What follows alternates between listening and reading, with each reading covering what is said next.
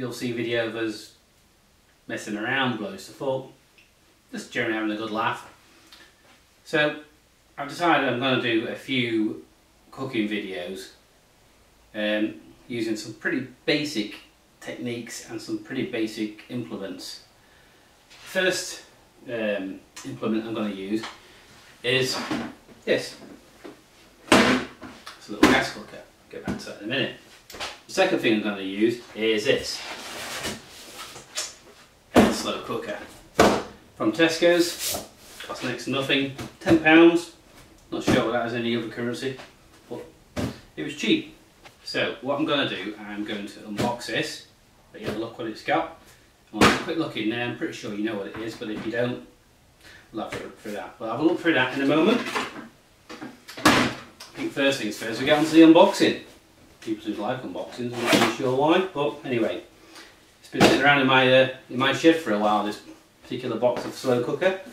So you have to forgive the clouds of dust and moths and stuff like that. But anyway, yeah, let's turn it upside down and see what comes out.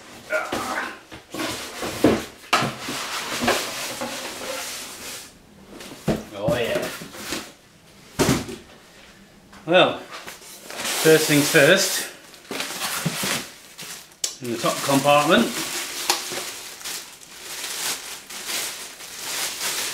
we have a nice glass lid, and then below that we have the instructions, and below that we have the ceramic pot. Bit more packing matter. Then we get on to the cooker, and that's it. Pretty simple stuff really. Shall we have a look at what's got inside here?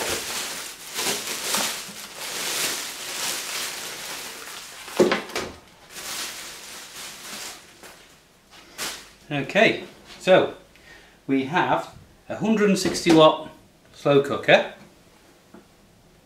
and a 3.3 litre ceramic pot for a slow cooker.